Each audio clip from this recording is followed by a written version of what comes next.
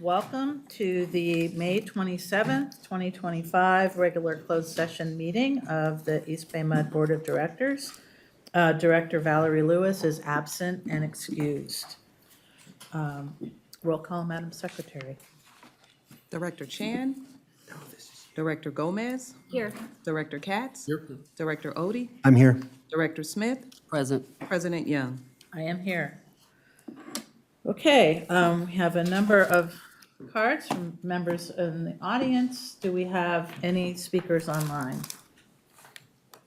No online public comment. Okay, then I'm just gonna run through the list. Please keep your comments to, I'm gonna let you have 3 minutes, but we've gotta roll. If you can do it in less, that's great too. All right, first up, Eric Larson, President 444. Yeah.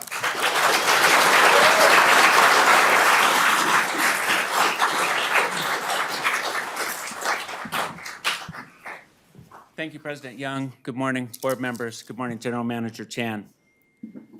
As you know, we've been in contract negotiations for over 10 months, and we're still hearing from your negotiator that there's not much money available. Well, we need real wage increases now. The high cost of living in the Bay Area is pushing our working class farther out to Vallejo, out to Vacaville, out to Tracy. We need real wage increases to make it here. We're not trying to get rich, we're just trying to make a living. And Keith says there's not much money available. Well, I'll tell you where to look. I forgot my budget book. I was gonna bring the budget book because it's gonna show you right there in the budget book. You've got 2 data scientists at a cost of $500,000 a year because the finance manager found an intern who could do data and analytics on Python. Well, I'll tell you what, they're not gonna put pipe in the ground. These guys are gonna put pipe in the ground. They're not gonna fix leaks. These people, men and women here at East Bay Mud, are gonna fix the leaks. And they're treating sewage too. We're doing water and wastewater treatment. They're not doing data analytics on Python or Excel. They're doing the real work here at the district. HR is adding 2 new senior HR analysts at a cost of another $500,000 a year to improve an approach to labor relations. Incidentally, HR has not talked to labor about this so-called new approach to labor relations. That's $1 million right there, almost enough for a 1% increase for 444. We need real wages increases for 444. If you find there's more savings, let's start talking about your managers and department director salaries. At $300,000 or $400,000 a year, they're doing just fine with inflation. But inflation, it's the inflation that hits us hard, a high cost of eggs, a high cost of gas, a high cost of rent in the Bay Area.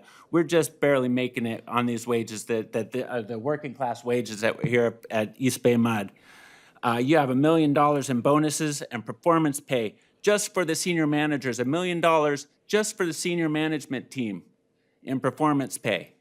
Not their additional wages and wage increases. And that's another 1% for 444. We need real wage increases now. There's risks in the economy and risks that you should not put on the working class here at East Bay Mud. We need real wages now. Thank you.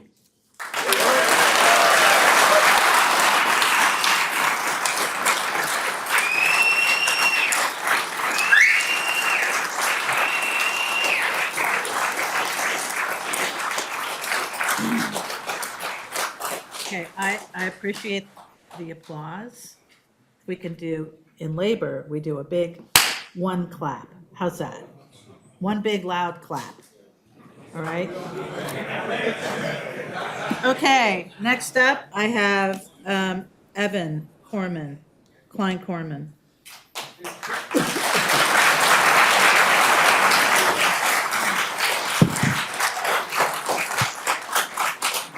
Good morning, Director Young and members of the board and General Manager Chan. For those of you who don't know me, I'm Evan Klein Corman, Wastewater Plant Operator 2, and with the district almost 7 years in July.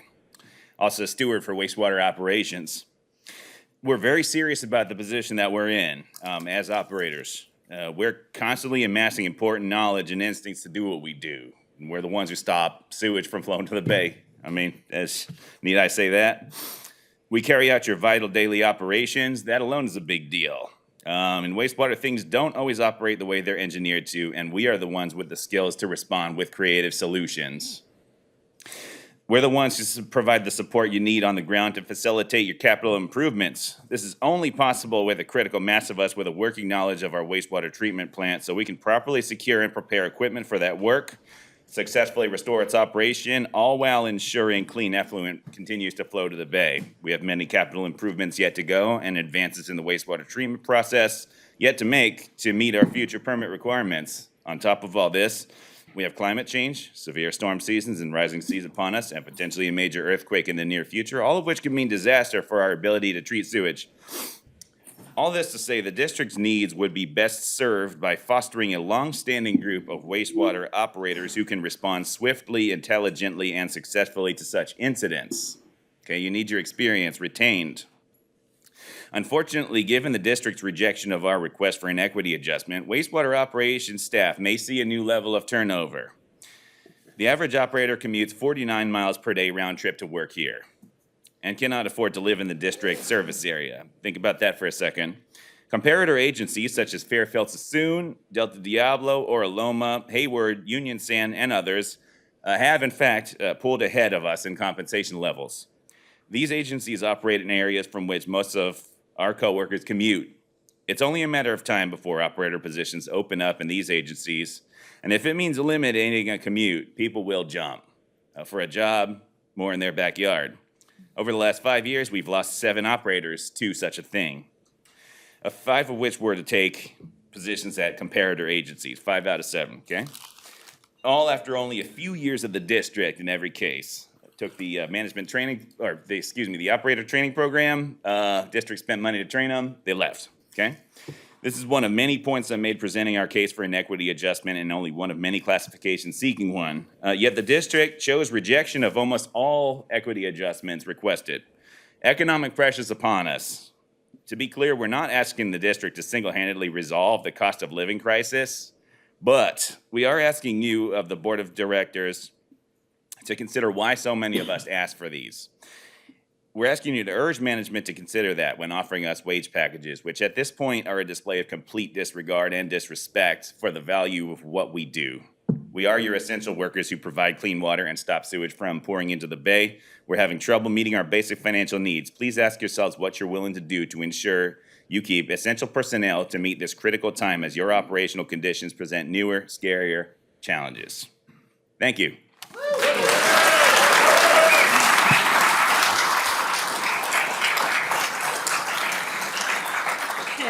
I'm going to ask that the next 3 speakers after Aaron Rolls line up so that you are ready to speak when called, okay? First up, Aaron Rawls, and then I have Andy Abbott, Mike Fuller, Justin Young. Please line up in the center aisle.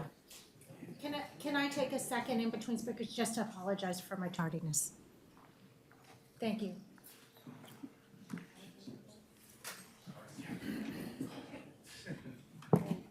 Good morning. May I begin? Yes. Right on. I don't think I'll take up the whole 3 minutes. I don't have a whole lot of data. I do have an opinion, and I'd like to share a story with you guys. My name is Aaron Rolls. I've been a welder here at the district for about 4.5 years now. Came in with 15 years of experience before that. The unique thing about the district that I'd like to point out is I'm able to be home every night. Great coworkers, great benefits. But financially, I'm having an issue.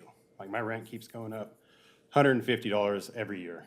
The groceries go up. I have kids, family, playing sports. We're having to keep our kids out of some sports because it's expensive. And I feel like the time and the effort we put in here is not recognized. So I've spent 2 Christmas Eves out on jobs, on leaks. On one of those, I showed up at home while my kids were opening presents. And that's something we deal with. And that's why when we come at you guys in negotiations with wage increases, we need it. And make no mistake about it, we are skilled labor. We are skilled tradesmen. We have plumbers, we have welders, electricians, carpenters, and you guys have a real strength there. And I appreciate you guys' time and effort, and thank you for letting me speak. Thank you.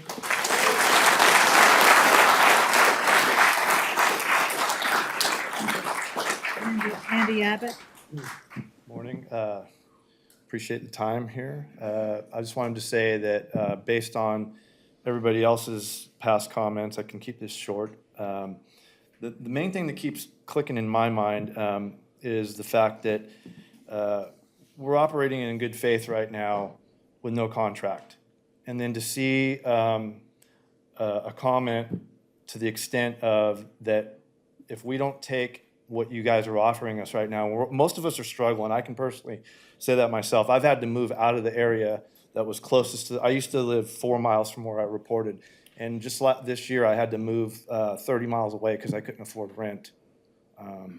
So that being said, to hear that like, you better take this deal by this date, otherwise we're not gonna pay you any back pay.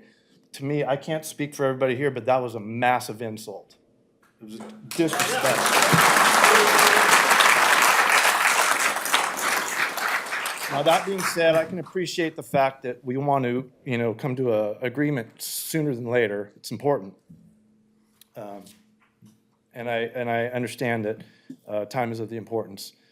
But please consider what everybody said before me, that this is a real deal. Wages are a big deal. Living closer, if you can afford it, there's no stop from the outside world like raising prices all the time. And all we're asking for is what's fair and equitable. So thank you for your time. Thank you.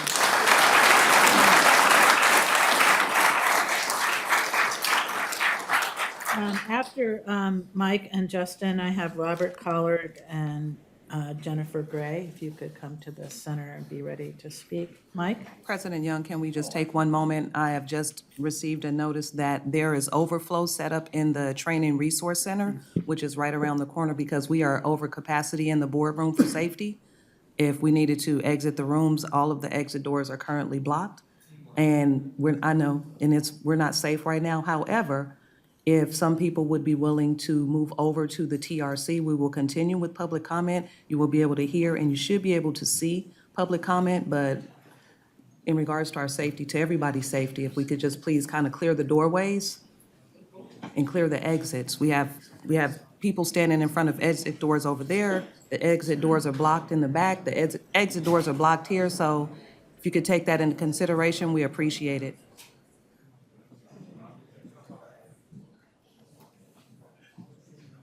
Really would appreciate people's help with that. You can definitely clear the exit ways because the doors are blocked right now. And we are over capacity. Thank you. Okay, Mike Fuller? Good morning to each of you. I don't usually publicly speak, so bear with me. My name is Mike Fuller. I've been a water distribution plumber for 13 years with the district. I just want to preface by saying I'm not going to bore all of you with numbers and percentages. I'm just going to speak from my experience and observation. I'm a third-generation EBMUD employee. I grew up going to Bring Your Sons to Work Day and being around the EBMUD family. My father shared stories and experiences of his throughout his 33 years working at the district. It was apparent that the district cared for and respected its skilled workforce. The mother mud aspect, of which others have mentioned, is what influenced me to pursue my career at the district, to perform skilled trade work day and night, weekends and holidays, to provide one of life's basic necessities to our communities.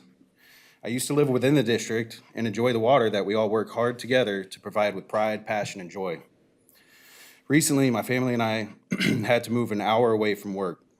Like many others here, we can't afford to live within the district anymore due to the rapidly increasing cost of living in every aspect of our day-to-day lives. For the plumber classification specifically, employee retention is poor. Within the last few years, multiple plumbers have left North Yard alone for better paying careers within the same field of work. The quality and abilities of new hire applicants has dropped vastly. Plumbers in the Pipeline Training Academy are being let go during probation at an alarming rate. Most qualified individuals are opting for careers elsewhere that pay what their skills deserve. Board members, you approved a 37% salary increase over the last 4 years for a GM, rightfully so, because he is proficient at what he does. What we are asking is far less of a percentage increase, and we too deserve it because we are proficient at what we do. I'd like to close by highlighting the article on the proposed 10-year financial plan for the capital improvement program. It is said to help repair and renew critical infrastructure and deliver high-quality water. Remember, we are the ones that execute those goals.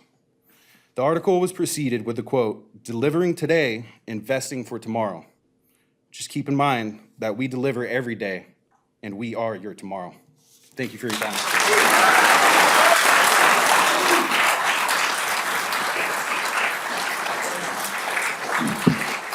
Okay, after Jennifer, there's Vincent and then John Halseth, and that'll be the end of comments unless there's more cards.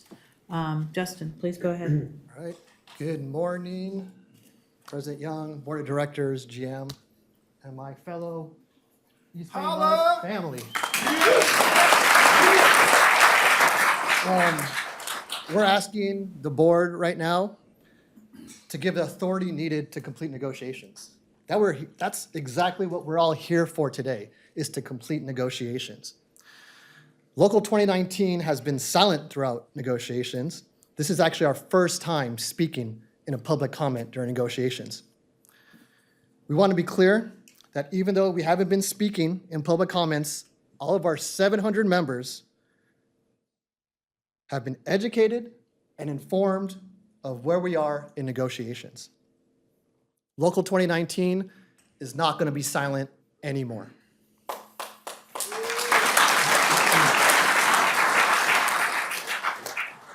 The message from the board is, let's wrap up negotiations. Why is it taking so long? We want negotiations to end soon, too. Local 29 actually moved up our expiration date 2 months to complete in assisting in ending negotiations faster. Local 2019 and the fellow unions agreed to meet 3 times a week to end negotiations. We've been completing TAs on side tables, doing what's needed to be, just doing what's asked from us to do our part. And I believe we've been doing this.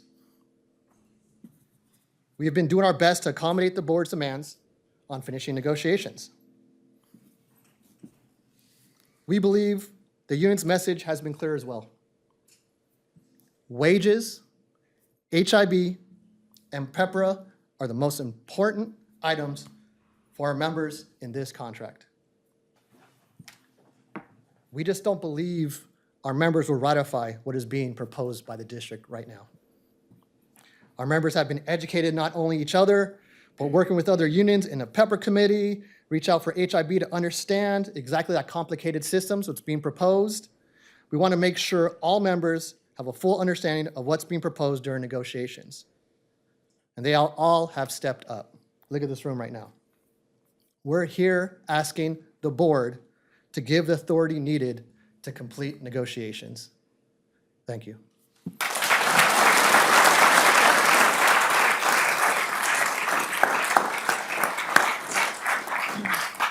Robert Collard?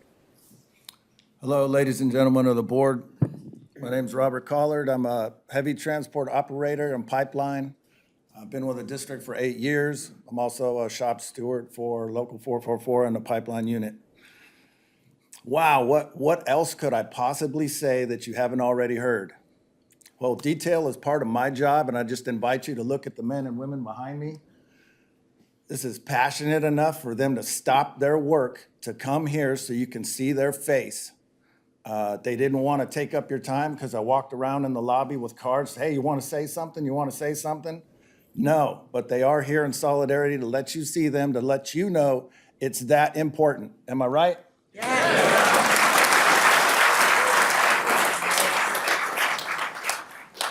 I don't think I need to say anything else. I'd like to cede the rest of my time to Jennifer.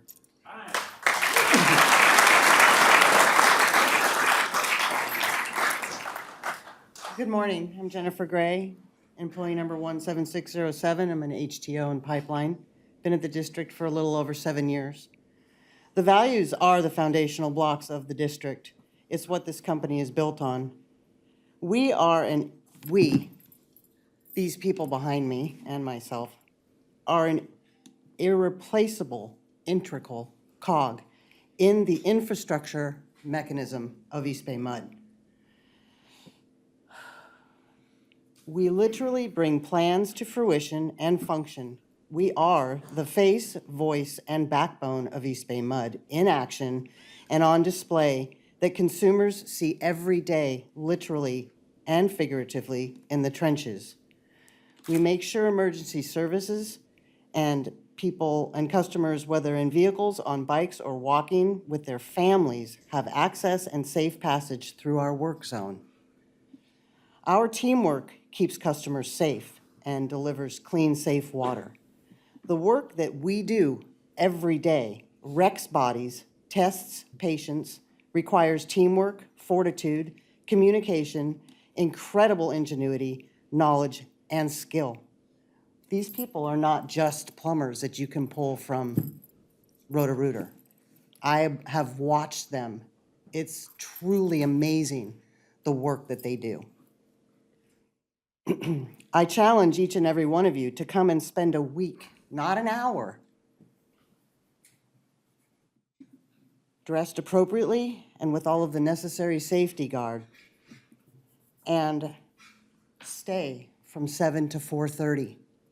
Grab a broom, a shovel, and participate in the process and watch what these people do.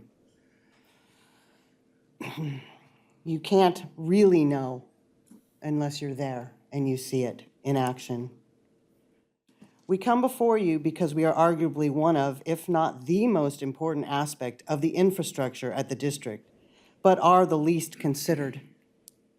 This has been made glaringly obvious through the feet-dragging and horrifically low offers from East Bay MUD during negotiations, as well as the fact that amongst us, one gets a 37% raise. You offer us now 3.7, up from 2. What is done at the top of this company is absolutely no more important than what these people do. That's right. No way. You can't do what you want done without us. And we actually thank you for having the insight to have this company be, and so that we have work to do. We chose to be blue-collar workers. We are here in solidarity to tell you what we need in order to keep our heads above water, and we ask that you honor that. Mortgages, food, gas, electricity, insurance, vehicle upkeep prices are all going up quickly, and we need a wage package to keep up with that, or we are doomed. We're not trying to get rich. The knowledge base and skill exhibited by us here at the district is superior in every way and is more than deserving. Step to the table honorably and with respect. We ask for a meaningful contract to get us through these stressful and uncertain times. We are not the enemy.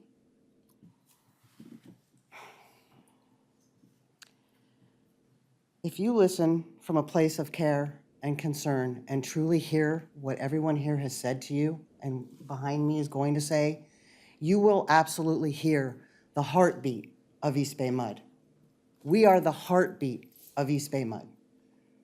So I ask that you understand that there's a disconnect between what it is you see and hear and what it is we actually do. And I mean it. Come out, spend the day, grab a shovel, talk to the operators, talk to the plumbers, watch what they have to do when they have to re-navigate something the engineers said would work and just won't. Jennifer, you have been allotted the time. Thank you.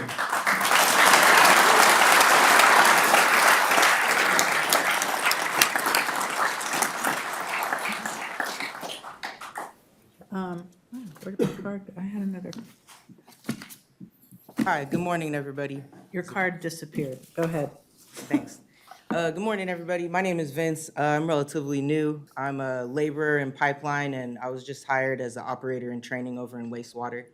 I can't imagine what I would say to follow all of these amazing folks who've spoken before me, but I just wanted to come up and say that I'm here in this industry standing on the shoulders of my union siblings who've come before me, and they fought and died for the rights to be paid what we're owed and to have a decent living doing the work that we do. And so I wouldn't dare to disrespect that legacy by not showing up and doing whatever is necessary to ensure that I support all my union siblings here. Thank you. Thank you.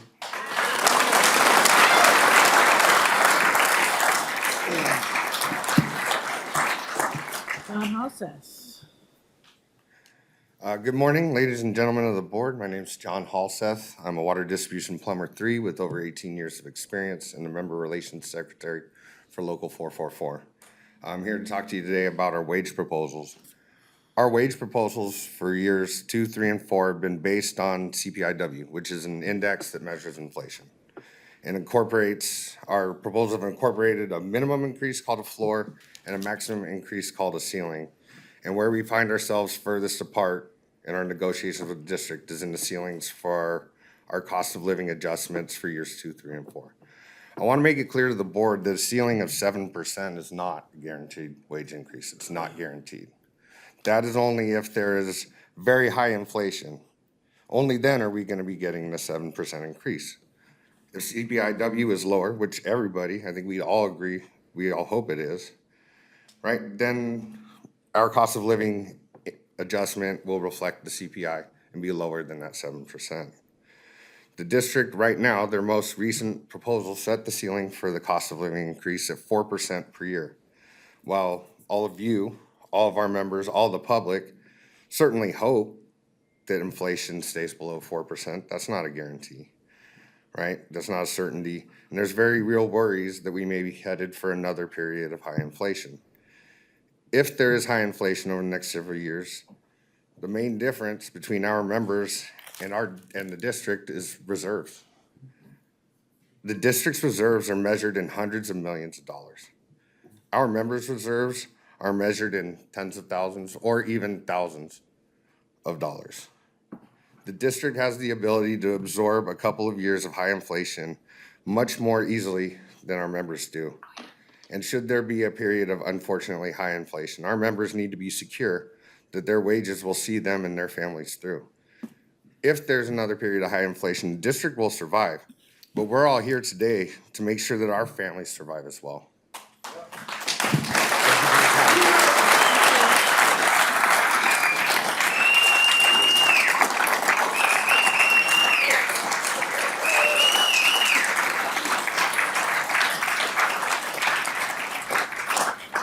Thank you, President. everyone, for taking time. President Young, we have one hand online for public comment if you would like to take it. Sure. Okay.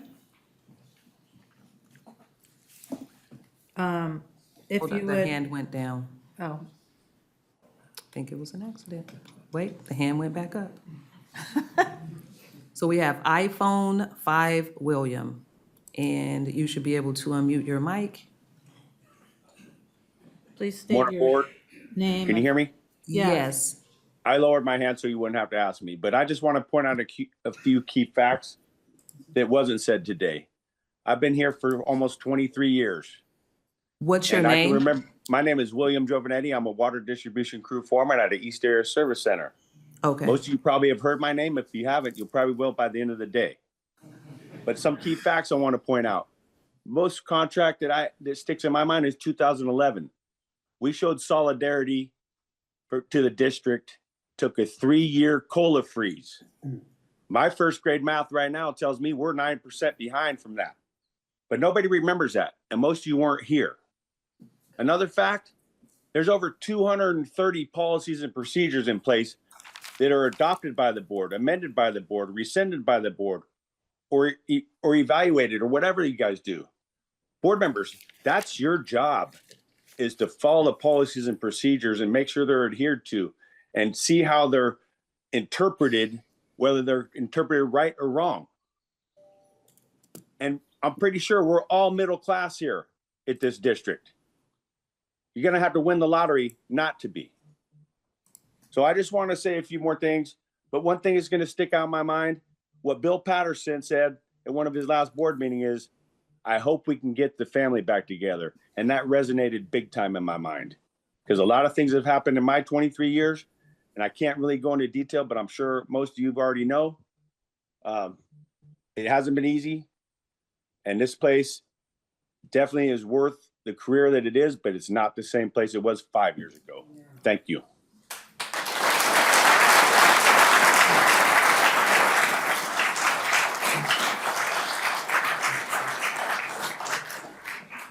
Okay, I want to thank everyone for coming out, taking time from your day and your time, on your own time, I know.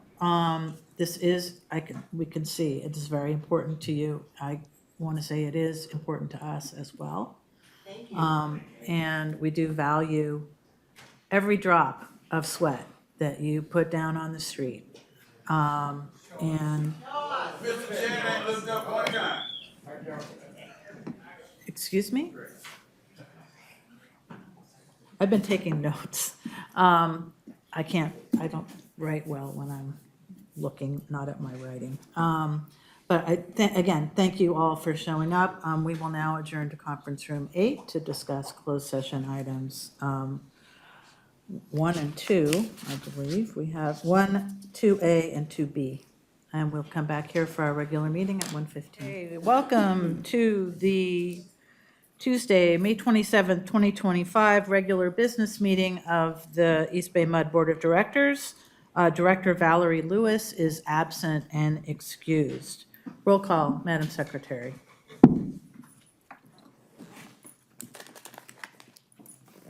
Director Chan? Here. Director Gomez is en route. Director Katz? Here. Director Odie? Present. Director Smith? Present. President Young? I am here. Please join me in the Pledge of Allegiance. I pledge allegiance to the flag of the United States of America and to the republic for which it stands, one nation, under God, indivisible, with liberty and justice for all. Okay. Want to, who's doing that? Ah, yes. I was like, which of the four of us? Director Odie, if you would like to announce our Pride Month. Thank you. I'm honored to have the opportunity to read a short statement recognizing Pride Month and our reigning Pride Affinity Group. So June marks Pride Awareness Month, and we, the Board of Directors, want to extend our heartfelt gratitude to the reigning Pride Affinity Group for their thoughtful work in planning a series of meaningful events. These efforts speak directly to East Bay MUD's core values by affirming the dignity and experiences of all employees, creating space for all voices to be heard, and fostering a more welcoming environment for everyone. Reigning Pride's events such as drag bingo, trivia, and Pride-themed activities are more than just celebrations. They are opportunities for colleagues to come together, learn from one another, and build deeper understanding. They reflect the belief that everyone belongs here, that we see and value all of our colleagues, and that we support them, not just in June, but every day. We are especially excited to highlight the Pride Scavenger Hunt on Saturday, June 14th. What makes this event special is that it is designed not just for staff, but for their families as well. Pride Month isn't just a moment, it's something we live, inside and outside the workplace. These events build understanding, spark conversations, and remind us equity is an ongoing work, and culture is shaped by what we choose to show up for. District affinity groups are open to all employees, and they enrich our workplace by creating opportunities to learn, grow, and build authentic relationships. These groups are inclusive by design, and they reflect our commitment to fostering a respectful and welcoming culture that honors differences and builds belonging. Thank you, Reigning Pride, for your continued dedication and contribution to our community and all communities. We look forward to another meaningful and joyful Pride Month ahead. Thanks for the opportunity, Madam President, for allowing me to read. Yeah, well, I believe that this is the first elected board in the East Bay that has a majority of LGBTQI plus members on its elected body. So happy to be proud of. And to be proud, yes. Okay, we are going to now move on to, there are no announcements from closed session. And we will now move on to public comment. Are there any members of the public online? I have one public comment online. Okay. If, please use the raise your hand feature to speak on an agenda or non-agenda item. Comments on non-agenda items will be heard now, and comments on agenda items will be heard when the item is up for consideration. Can you ask the? It's a non-agenda item. They sent me a note in advance. Gary, can you unmute your mic? I have. Thank you, Risha. Okay, and your 3 minutes start now. Hello, President Young, General Manager Chan, and everyone else receiving this message. My name is Gary Walters II, and today I'm speaking as a member of the local 2019 contract negotiating team. I recognize and appreciate your efforts to meet weekly with senior management and IDEA to discuss contract negotiations. It has had a positive impact on accelerating the conversation at the table, but the movement on the district's part has not changed from my prior experiences. The movement from the unions, even in coalition, reflect that we have heard your message and have made strides to meet at a reasonable middle ground that addresses both of our needs. CPIW has been the standard for wage growth in our industry, but it does not account for annual changes in gas or housing. Our service area has some of the highest fuel prices and housing costs in the nation. This is why the plus component is essential for our members to keep up with inflation. And I don't mean a fraction of a percent. The increased costs of living in this area are significantly greater than a fraction of a percent of my salary. The health insurance benefit has not changed in over 20 years, while healthcare costs have skyrocketed. This benefit has been funded by the district almost fully and has lived outside of the union contracts. I have studied the actuaries and understand why the district wants the members to share in the normal cost. The greater cost of the benefit is the unfunded liability, and I don't feel this component is our responsibility. The district should pay the full cost of the unfunded liability, as it historically has, since this has been a district-paid benefit that has hardly been maintained since implementing the benefit or even been looked at in the last decade. PEPR legislation was passed in 2012 to save the retirement funds of other public agencies, but PEPR was written so it applied to the district. Due to the strong leadership from members of this board and the skilled employee members of the retirement board, our funds have continued to grow. PEPR has led to great savings for the district while giving some of our members a significantly reduced retirement benefit. But these PEPR members equally contribute to EBMUD being a leader in the water industry. I urge the district to find ways to share those savings with PEPR members and incentivize saving for their retirement to help fill the gap in their retirement benefit the PEPR legislation created. We are trying to balance the demands of an aging infrastructure and operational needs with their impacts and the cost of living of an exceptional workforce, while developing and modeling the culture this board has identified best for the continued success of East Bay MUD as we flow into the future. I thank you for your time and attention to facilitating these contract negotiations. So close. Thank you, Mr. Walters. I have one other, I have a public comment from the audience from Dylan Russell. Dylan, you have 3 minutes. Please do not share personal information such as addresses or phone numbers. If we need this information, we'll have you contact staff. Hello, Board of EBMUD. First of all, thank you very much for having me today. Allow me to, so EVO, we're with the, just applied for the Better Business Bureau. With EVO, we can save more. Registered vendor, 3K, I propose EVO with environmentally friendly storm drain filters. I balanced 1111 or 1K, total gain loss 2025 and fidelity. Allow me to take a photo of the Zoom links for regular meetings. Mr. Nichols, I went to USFCA. Apartments were all right with the students. A Brit from the UK told me she went to Shanghai. I went over and was told to take small breaths on the plane to avoid air pollution. I had researched about 1K in masks. I went to Merrimack College. ALKU offered internships. I walked to the door to introduce myself and drop off a resume after replying, and it's locked. I think about Wall Street and JP Morgan and appreciate that.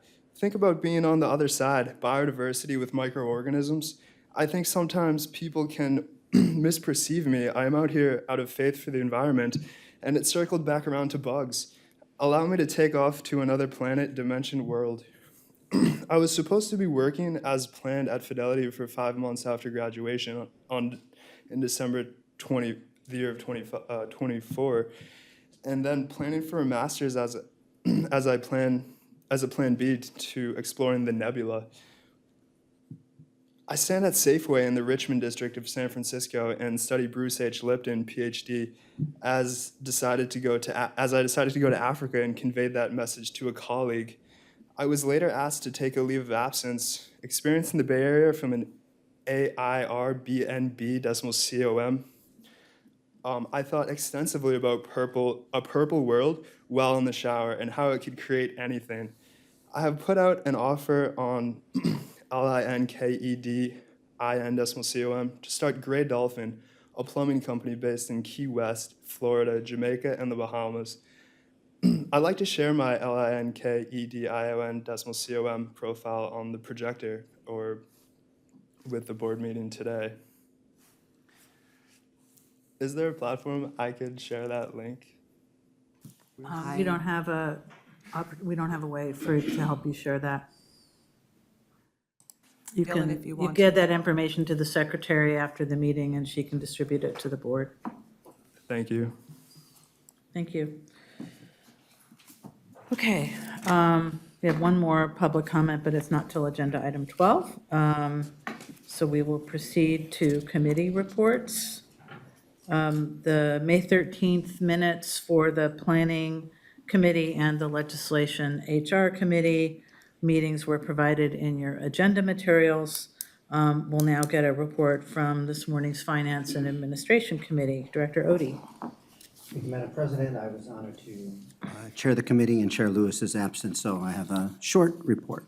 So the committee met this morning and received the updates on the April 2025 monthly investment transactions report, which is on the consent calendar for this meeting, a presentation on district revenues, expenses, and reserve balances, the annual investment policy review, and revisions to district policies. On the district policies, we had a discussion on 4.14, and our recommendation was to continue that discussion to our board retreat. So getting back to those, both of which are also on the consent calendar. Also, the external auditor request for proposal, and there's going to be a recommendation to update policy 6.04 based on that discussion coming back in June. And lastly, the semi-annual internal audit report. Okay, thank you. Any questions for Director Odie on that? Okay, we will now move on to consent calendar items 1 through 11. Are there any members of the public who wish to make comments on any consent calendar item? Okay, are there any board members who wish to pull any items from the consent calendar? Okay, then I will ask for a motion. I'll move that we approve the consent calendar. I'll second. Made by Director Gomez, seconded by Director Chan. All those in favor? Aye. Opposed? Abstain? Motion passes 6-0. Okay, that now takes us to determination and discussion. General Manager Chan. Yes, we have both Kathy Viatella and Debbie Michaels here to provide the legislative update. We have a couple of bills, and I think Debbie Michaels is going to present on the two bills that we have position recommendations for. Jennifer, do you want to speak after the presentation, or? Okay. Okay, good afternoon, President Young and members of the Board of Directors. I'm here today to present two low-income rate assistance, or LIRA, bills with favorable staff recommendations. Kathy presented an information item on these bills in early March. Before I get into the details, I'd like to provide an update on the bills. Last Friday, both the Senate and Assembly Appropriations Committees met to dispense with their suspense file for those bills with state fiscal costs. AB 532 passed out of the Assembly Appropriations Committee with amendments, but SB 350 was held on suspense, meaning that SB 350 won't be moving forward this year. It had a large fiscal price tag, and the state's budget situation, along with the federal government funding uncertainty, were likely factors in its lack of forward progress. Our office believes there is still value in taking a position on SB 350 as a marker of sorts, and to be able to say in future conversations that EBMUD supported the May 7th, 2025 version of the bill. We expect efforts to establish a statewide LIRA program to continue into the future. So the first bill in your write-up is AB 532 by Assemblymember Ransom. We have a support recommendation on the bill. This is the California Municipal Utility Association sponsored bill, and it would make changes to existing law in several ways. First, the bill grants express authority for public urban retail water suppliers to establish and fund low-income water rate assistance programs for residential ratepayers. These programs can include rate assistance, arrearage assistance, and crisis assistance. The bill allows for local determination of program assistance.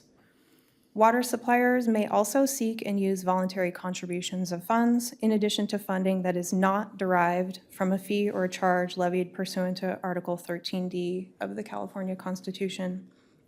Secondly, the bill requires enhanced reporting to the State Water Board about local water rate assistance programs and barriers to establishing local programs.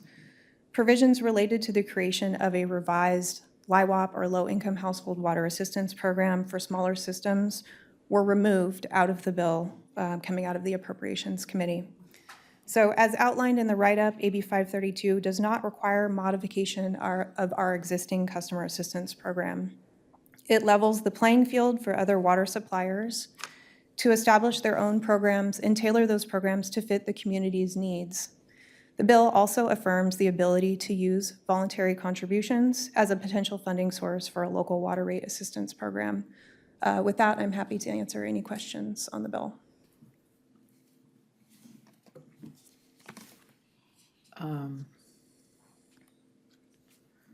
It's a step. You want to go on to 350? Yeah, would you like me to do 350 first? Or? Yeah. Okay. Yeah, and then we'll have public comment and then we'll vote. Okay, the next bill, SB 350 by Senator Durazo, is sponsored by three environmental justice groups that have previously sponsored legislation several years in a row to establish a low-income rate assistance program: Clean Water Action, Community Water Center, and Leadership Council for Justice and Accountability. This is a complicated bill, lots of moving parts, so I'm going to try to summarize the main points and talk about what it could mean for EBMUD. We are recommending a support and amend position on SB 350. The bill has been amended multiple times since introduction, and the author and sponsors have taken many suggestions brought to them by the water community to improve the bill. With specific relevance to EBMUD are provisions regarding local water rate assistance programs, like our CAP, and much greater clarity in the bill on roles and responsibilities of the various entities that are discussed in the bill. So SB 350 is similar in concept to SB 222 DOD. This was the bill from 2022 that was vetoed. It would establish a framework and implementation details for a statewide LIRA program, and I'm going to refer to this as the state program. The bill did not specify a funding source. SB 350 outlines the state program to be administered by the State Water Board with assistance from a third-party contractor or contractors. The scope of work for that third-party contractor could include receiving CARE, customer enrollment data. This is the California Alternate Rates for Energy program, low-income rate assistance program for electric customers. The scope of work could also include creating eligible customer lists to be provided to water systems, call center services, internet-based enrollments, and document intake and processing, and providing notice to eligible customers about enrollment into the state program. So to establish the state program, the State Water Board must adopt implementation guidelines to address a number of factors in the bill, which I'm not going to list out today, but direction to systems to auto-enroll specified customers, minimum program requirements for water systems, including a provision of a bill credit to ratepayers of no less than 20% of the total water charges, and if present on the bill, wastewater charges. This section of the bill also requires the State Water Board, through the guidelines, to determine how implementation will be prioritized among water systems in the event that full funding is not immediately available for the program. The bill specifies that this process shall prioritize systems that have historically been overburdened by pollution and industrial development or face other environmental justice hurdles. I'm raising this point now because I'll touch on it further in a few minutes when I get to the position recommendation. In terms of existing local water rate assistance programs, or local programs as I'll call them, SB 350 contains language specifying that the bill's provisions do not prohibit a water system from administering a local program that is in addition to, or on top of, or different from the assistance provided through the state program. The bill targets customers that are at or below 200% of federal poverty level. And as you know, our customer assistance program uses different thresholds that are based on Department of Housing and Community Development, very low income of local AMI. So a little bit different. The bill also clarifies that a water system that exceeds the state program requirements in terms of a benefit will still receive funds for the eligible portion of the assistance. This section of the bill builds upon amendments that EBMUD originally sought in SB 222 DOD to acknowledge EBMUD's customer assistance program. SB 350 also allows a water system with a local program to request that the State Water Board allocate funds from the state program to an existing local program by entering into an MOU that describes the parameters, eligibility criteria, and enrollment of the local program. So as outlined in your report on the bottom of page 8, the bill's provisions on local programs would give EBMUD two options. So EBMUD could run two different programs or one program. For the two different programs, EBMUD could continue to administer CAP as is with no oversight from the State Water Board. We'd also be required to administer the state program's bill credits funded by the State Water Board to a list of eligible customers generated by a third-party contractor. Under this scenario, a customer could be eligible for both the state program and EBMUD's CAP and thus receive both benefits.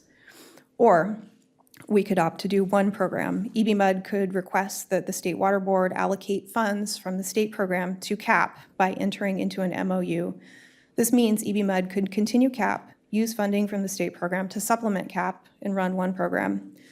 So the position recommendation of support and amend is essentially a support position that recognizes support for the state program framework in the bill, as well as the progress that the author and sponsors have made with amendments the last several months. There are some areas for clarification, which are listed on page 9 of the report.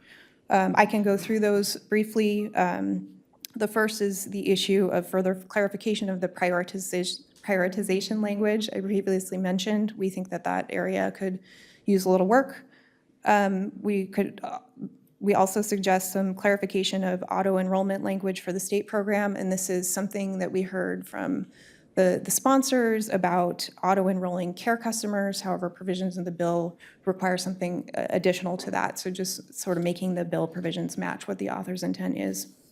And then third, amendments to permit customization beyond what's in the state program guidelines for a local program like RCAP in an MOU with the state board, so long as comparable benefits will be offered to low-income customers. And this would really allow us to have some flexibility in case we don't exactly meet what's in the guidelines that the State Water Board would adopt, as long as we're providing comparable benefits to low-income customers.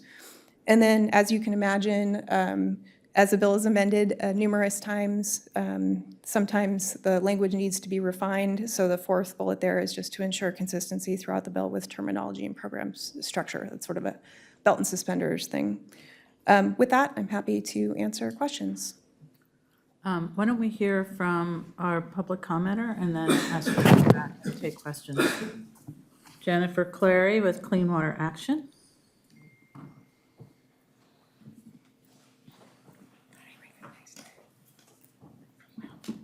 Good afternoon. I think I'll do this and I can see more people. My name is Jennifer Clary. I'm the California Director of Clean Water Action, and our office is just up the street at Civic Center Plaza. And we are co-sponsors of SB 350. This is actually the third bill, LIRA bill, we have introduced in the last 5 years. And I really think we've come very close this time. I mean, it had a little stumbling block by being held in appropriations, but we have general agreement from multiple water systems to support the bill. And it's important that you take the action to support the bill now, because that allows us to put that marker in and move forward. So we've been meeting with water agencies on about a weekly basis, and we really appreciated the support and advice that EBMUD has provided, because frankly, you have the best system in the state right now. You probably know that already. But, Just the state? Pardon? Just the state? Well, I'm not a national person, I'm just a Californian. And so I think we really appreciate their expertise and their ability to talk to their fellow water agencies about what works. But our goal has always been this year to reach consensus. We didn't like all the amendments we took. We took out wastewater last week, which was really painful. But we want to get consensus so that we can use our combined power to go to the state, to go to the governor, to go to the legislature, and find the really big amount of money we're going to need to make this work, because we know that affordability is a huge issue for water. People talk about it with energy all the time. Those are investor-owned utilities. They're just taking the money and keeping it. We're taking the money and using it to provide a vital service, and it's more and more expensive. So really appreciate your support today. Hopefully you can support SB 350. Thank you. Don't go away. I have a question for you. Thank you. So this bill is a lot like the bill from 2 years ago, and No, it's not more a like lot. the bill from 3 years ago. Oh, sorry, 3 years ago, and a lot not like the bill from last year. That's correct. So, kind of two, I mean, one is that the CMUA bill seems to have some of the ability to do their opt-out. It doesn't actually do that anymore. So the CMUA bill was amended in appropriations. So now it gives you the authority to do your own LIRA program, which essentially you needed to protect yourself from Prop 218 litigation. But the actual piece that enabled the LIWAP program through CST is no longer in the bill. Do you want to? Sure. Yeah. Yeah. Well, Yeah. So the bill still grants the express authority for local systems to create and establish their local programs and use voluntary contributions. Was that your Okay. question? Yeah, and then the small system program that would have been kind of like a 2.0, LIWAP 2.0, that was amended out coming out of Assembly appropriations. Okay. And then, Jennifer, you alluded to a lot of support from a lot of people makes money appear in the budget. How exactly does that work? It doesn't actually make money appear, but Okay. the fact of the matter is, if we can get enough water agencies to say, hey, it's not just energy, this is important. I feel like water agencies are really quiet in the Capitol about affordability and what the needs are for water systems and their customers about affordability. But if we can all come together saying, we've agreed on the outline of a bill, this is the funding we need, what can we do to, at least to get it started, and then what's a permanent funding source that we can all work for? Now, it's not, we can't just create it out of thin air, but at least if we're all together, we can work on something. And you left out the opt-out because it would have lost all the water agencies. Well, the opt-out didn't work when we tried it last year, and the governor's office said that they wouldn't support it. So, we're no dummies. If people Right. tell us they're not going to support something, we pivot to something else. Okay. Just like the governor told us 4 years ago, that he wouldn't support a program operated by CSD, but CMUA wanted to try it anyway. Right, anyway. Well, sometimes a different asker gets a different answer. We'll see. Other questions for Jennifer? Debbie, if you want to come up, ask any. Thank you, Jennifer. Any other questions for Debbie on either bill? I'm glad we're here to decide to support this bill, and I want to make the motion that we support both of them. I would like to. I'll second. Go ahead. Made by me, seconded by Director Smith. All those in favor? Aye. Aye. Okay, is there nothing else? Oh, You do have another report. Kathy, Thank come you. and talk to us. Yes, good afternoon, President Young and members of the board. Nice to see you this afternoon. I want to thank Jennifer for coming and speaking to you all about the bill, and also thank Debbie. I think the work that Debbie's done, along with the other water agencies, and that kind of collaboration in trying to address the issues is commendable. So I just want to recognize that. So I just want to give a couple of updates. So in terms of calendar, last Friday, which you heard from Debbie, was the fiscal deadline. So the fiscal committees had to act on the suspense file. They did that. And we're moving towards the House of Origin deadline. So that's on June 6th. So they're starting floor session this week and next. So about 29% of the Senate bills and 32% of the Assembly bills were held on suspense, which is an indication of the fact that it's a little higher than in years past, but those bills that had a fiscal impact on the budget were held back because of the budget issues. Last week, there were informational hearings on the governor's May revision to the fiscal year 2025-26 budget proposed in January. And the May revise, it's called a revise because it's obviously making revisions, and it's trying to solve for what is now a $12 billion deficit, so a hole in the budget essentially, which is big. I think last time I was here, I talked about, revenues were coming in, but they weren't coming in at a rate and an amount that was in the governor's forecasted budget. So we ended up with this $12 billion deficit, and then there's a lot of uncertainty because of federal funding, which you heard Debbie mention as well. About $2 billion of that budget shortfall impacts climate and natural resources spending, and the way the governor's proposing to solve for that is going to shift about $300 million over from the general fund to the climate bond category, so Prop 4 that was passed by the voters last year. And then it's going to shift CAL FIRE's budget, which this is a new move. It's going to shift all of CAL FIRE's budget, which totals about $1.56 billion to the Greenhouse Gas Reduction Fund, and then provide backstop with general fund if there's not sufficient funding in the Greenhouse Gas Reduction Fund. Wow. So I would expect that is significant. So they essentially have swept most of what's in the Greenhouse Gas Reduction Fund, and there's going to be a negotiation right now between the governor and the legislature over these proposals, which will be quite robust.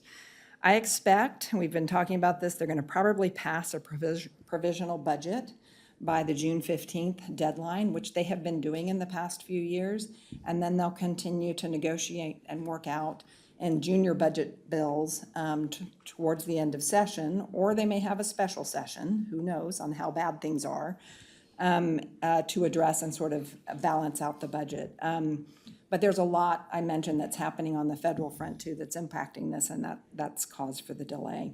And some of it really has to do with, if the Trump administration and the Republicans succeed in sort of moving more of the cost of the social safety net programs to the states, that's going to be more burden on California, and that's what's driving a lot of this. The other thing, as part of the May revise, the governor also rolled out a Delta policy package. And the first part of that package, well, the package included 2 trailer bills, and the first trailer bill deals with the Delta Conveyance Project, and it basically contains language that seeks to streamline and expedite the decision-making process for the for the Delta Conveyance Project. Excuse me. The second trailer bill would create a new categorical exemption for water quality control plan updates, as long as those water quality control plan updates don't relax environmental protections. So these are 2 significant pieces of policy. They're not directly contained or attached or adjunct to the budget. The Assembly and the Senate Democrats representing Delta counties expressed strong opposition and frustration with the governor trying to fast track the project in particular through the budget process. And typically, budget trailer bills, if you're not familiar with them, they implement policy language that's related to the budget, and they usually move quickly through the process with little opportunity for public input, so hence the frustration with them. They also take effect immediately upon the signature of the governor. So Over the ensuing years, various administrations have used them to implement last-minute policies, which, like I said, are not necessarily adjunct to the budget. So we are not planning to weigh in on these two measures, but certainly if you have questions about them, I'm prepared to answer them, or staff is here today too to answer them. So I'll stop there. Those are state updates, and then I'll give you federal updates. So any questions? Now, I assume our dream team is going to be on this topic, the Delta conveyance piece anyway, yes? Yes, they're following it. I mean, I don't know if Alice wants to say anything about them. Yeah, why don't you say something quickly, Alice? So is it okay to call you guys a dream team? It's okay with me, Michelle, is that, yeah, we're happy with that designation.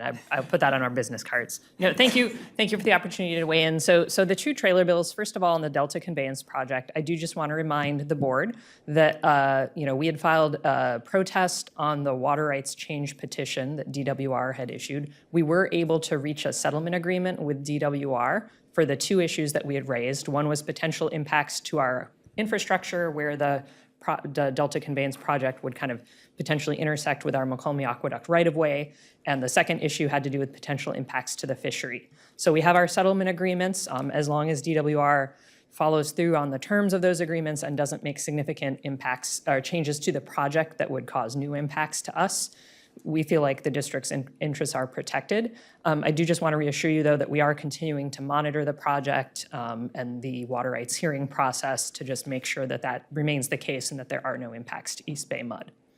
The second issue is the trailer bill having to do with the CEQA exemption for water quality control plans. Obviously, that has a big impact on the ongoing discussions related to the Bay Delta Water Quality Control Plan. So that's something that we're tracking and working with Kathy Viatella and her group to better understand and analyze. But that trailer bill would have potentially bigger impacts, right? Because it's not just limited to that particular water quality control plan. It's other water quality control plans in the future that could affect the district. So we are taking a look at that and kind of trying to figure out how that fits in particularly to the Bay Delta plan, but also keeping an eye on other impacts to East Bay MUD. I don't know if you have specific questions. No. Okay, thank you. I have a question, actually. Yeah. So I believe that the Delta counties are weighing in on this project significantly in opposition to it. So with this new CEQA proposal, what are you hearing from the counties? So they have mostly focused in on the Delta Conveyance Project trailer bill language, not the categorical exemption. So they've expressed concern with that provision. Thank you. And you said $1.3 billion CAL FIRE budget? $1.56 billion. 1.56, so it's basically about half of the average GGRF. Yes, and he's also proposed in his budget then to take another $1 billion out of GGRF for high-speed rail. So that leaves $1 billion for all of the CARB program, And currently, the way it's rolled out right now in the May revision, he's essentially swept all of the funding. So funding for the SAFER program and all of this. So I think all of that is on the table for negotiation right now. So it's a difficult budget season, and it's going to be a difficult negotiation. Director Gomez. I have a follow-up question to the Delta Conveyance Project piece. Are you aware of anyone who might have looked at the cost of doing the project versus using those funds to help agencies implement direct or indirect potable reuse, to actually deploy facilities so that you end up saving the same amount of water or more than you would if you did the tunnel? I think some of the NGOs have looked at some of those options. I don't remember specifically, but I think there have been some analyses. Yeah, and I apologize, I'm trying to remember. There have been some NGOs that have looked at that. I think I want to say possibly CWIN, but certainly, and the other place where that's being analyzed is, there's at various points in the DCP process, they've had to go back to their the State Water Project member agencies and basically get their authorization that they're on board for the next step. So there was a big milestone last year where they went back to like Valley Water, Metropolitan, some of those other agencies. So I believe some of those agencies, as part of their planning process, that's part of what they're weighing, right? Is they're looking at the cost of the DCP versus other water supply options that they may have available. There's also reliability components. So another thing you'll hear sometimes is the issue of like, well, does it make sense to build the DCP or does it make more sense to invest money in levees to protect the existing infrastructure? So there's been a certain amount of analysis by different groups looking at that. Yeah, and the budget trailer bill language is really dealing with the construction of the project and the authority of DWR to issue bonds and some of those other issues. It's not related to that, like Alice was saying, the water contractor agencies will have to make a decision at their board, and that's where those decisions will come in. Thank you. Any other questions? Okay, I'm going to just do a very quick federal update. So in Washington last week, there was Eric clarified it described it as a marathon 20-hour markup of the reconciliation package that did pass out of the House with 215 votes to 214 opposed. It was done in the dark of the night. It was about 3:15 in the morning, and I woke up that night at 3:15 in the morning. It was quite significant, but it really set sort of, I think, a stake in the ground for the Senate to rewrite it in June because the Senate is not agreeing with many of the things that the House package includes. Also, the House and the Senate held hearings on the president's proposed budget, and those were some very lively debates with the Democrats asking lots of very pointed questions of the administration secretaries. And then finally, the Senate, you may have heard about this, this was sort of unprecedented, the Congressional Review Act to revoke the Biden-era EPA Clean Air Act waivers that will essentially eliminate CARB's Advanced Clean Cars program, the Advanced Clean Trucks, and the heavy-duty omnibus programs. The action, according to CMUA, who's been following this closely, does not directly impact the Advanced Clean Fleets regulation as it applies to state and local government fleets. However, it could impact zero-emission vehicle markets, specifically the availability of compliant vehicles. And we'll just continue to look into this to see whether or not it does have an impact on that regulation. Shortly after the action by the Senate, the Attorney General Bonta, along with the governor and the head of CARB, announced at a press conference that the Senate's vote to revoke these programs constitutes unlawful federal overreach and confirmed that California will be filing a lawsuit. So that completes my updates. Thank you. Fun times. Is there any question? Comment on the item? Other comment on the item? Okay, moving on to the general manager's report. Yeah, first is just a wildfire preparedness and response update. Since the devastating fires in Southern California earlier this year, we've made many presentations to various cities and agencies. The board did request a presentation on our preparedness and any lessons learned from the Los Angeles fires. So we have Dave Briggs here, our Director of Operations and Maintenance, to provide the update. Okay, thanks, Clifford. Thank you, Risha. The update is timely. We just had our first red flag event in Central California last week, and it's going to be really hot, coming up this weekend. So the update is timely. And I did also want to acknowledge, as Clifford mentioned, what we're doing right now. I'm going to go through all of our preparation, but the physical actions we're taking is not. It's normal. It's part of our routine. But what has not been normal is all the outreach that we've been conducting for months now. We've had an internal team. It's crossed several departments. It's been coordinated. Hopefully, it's supported you better because I know you are all getting these questions wherever you go.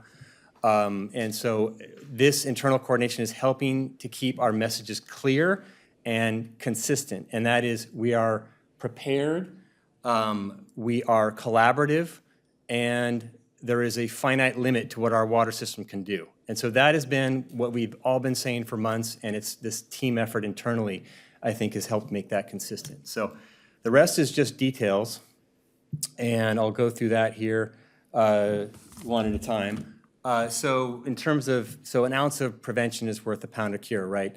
So our vegetation management is very active. It has been for years.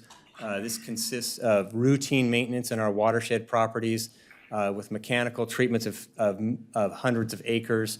This is weeding, this is mowing. We have goat grazing, other types of grazing in thousands of acres, maintaining our fire roads. This is all part of what we do on a routine basis. We also have dozens of properties, pump stations, reservoirs. These are in the higher elevations often in our service area. We take care of those properties. These are in residential neighborhoods.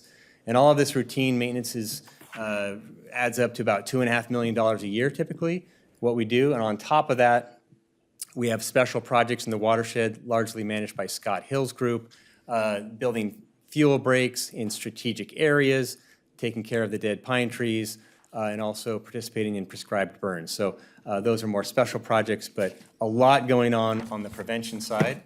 And then this is locally, and then upcountry, we do have about 28,000 acres that we own upcountry. We manage that property directly. Mostly, this is land around Pardee and around Comanche, but that is a small fraction of the entire watershed, which we help manage through UMRA, the Upper McCallum River Watershed Authority, and through a master stewardship agreement with the U.S. Forest Service, which is a lot of the property up there is national forest. Some of it is in private hands, but so the vast majority of the management of the watershed, all of which drains into Pardee Reservoir, right? So the vast majority of that work is done through partnerships.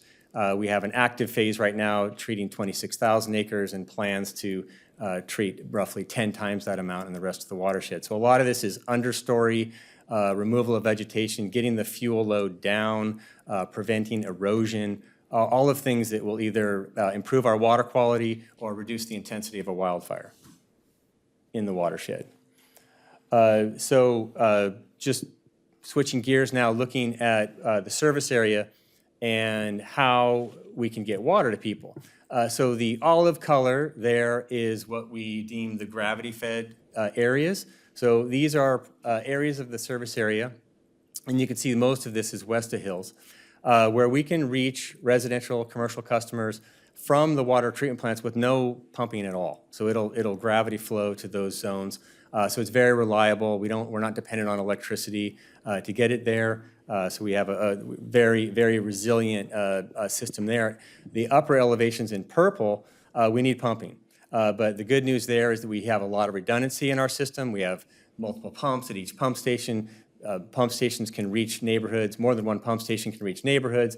And I'll get into a lot more detail on backup power a little bit further on. But we are, for better or for worse, through the PSPS experience, public safety power shutoffs for the last 5 or 6 years, we are very good at deploying our generators and getting out there quickly when we need to if we lose power up in the hills. Okay, so just a bit, we get a lot of questions about reservoirs. So we have, in the summertime, we have about 610 million gallons of storage of treated water. A lot of that is in the upper elevations. That's what we have in a normal summer, so we're getting into summer now. A small part of that is taken offline in the winter, 9 million gallons. That's mostly to manage our water quality. The further out parts of our distribution system that have higher water age, so the water takes a while to get from the treatment plant out to the outer edges of our distribution system, that's typically where we have the higher water age. We can lose the disinfectant residual, more disinfection byproduct formation, so we try to reduce that water age by taking storage offline. So this is one of our strategies. And then part of the red flag operations, which we could see shortly here, we routinely just keep whatever storage we have full to the brim. And if that means pumping on peak, which is typically about twice the cost of off-peak power, we will do that to make sure all those reservoirs are full. Hydrants, we have 31,000 throughout the service area. Hopefully one within 500 or 800 feet of your homes and everyone's home. They are very simple. They are very reliable. They are essentially a pipe with a valve on it. I have never heard of a hydrant not working. Yes, they leak. Yes, they are vulnerable to vehicular traffic and we have to go repair them when they get cleaved off. but they are very reliable pieces of equipment. We proactively maintain about 5% a year right now, so we go out, we completely service the hydrant, replace any parts that may be worn. We're going to increase that to more of 10% a year shortly, but otherwise, that is our normal maintenance practice for hydrants. Of course, if something, we hear about a hydrant missing or inaccessible, we'll go out and address that quickly. We're very proactive. Very, very few hydrants, I think probably less than 20 or 30 are actually offline right now of the 31,000 within our service area. So if there is a problem with any of them, we get to it immediately. We have an additional practice in the hills, the upper elevations. We proactively go and look for hydrants that could be inaccessible, either with a dirt sliding and covering the hydrant so you can't get to the valves, or with vegetation obscuring it so it's hard to see where it is. And we notify the landowners that they may be in violation of fire code and they should address that as soon as possible. On the capital side, so the board is aware that a large part of our capital program is renewal and replacement. And a large part of that is pump station and reservoir rehabilitation. So that's a very active part. When we do renew our facilities when they reach the end of their useful life, we, of course, build to the latest building code and fire code to protect the exterior in case it is exposed to a wildfire. It'll be less vulnerable. We build in redundancy when we rebuild pump stations, and by and large bring them up to the latest fire code. Our portable generator and portable pump fleet numbers in the dozens at this point. So we have 18, 19 or so mobile pump units, as well as 18, 19 mobile generators that we can deploy very quickly. We've added to this fleet in recent years since we've gotten into the PSPS seasons. But those are all well-maintained. We fuel these, we make sure we have fuel, we make sure they work, we deploy them proactively, make sure all the electrical connections work, make sure the trailers that haul them have been serviced. So all of that is part of our readiness.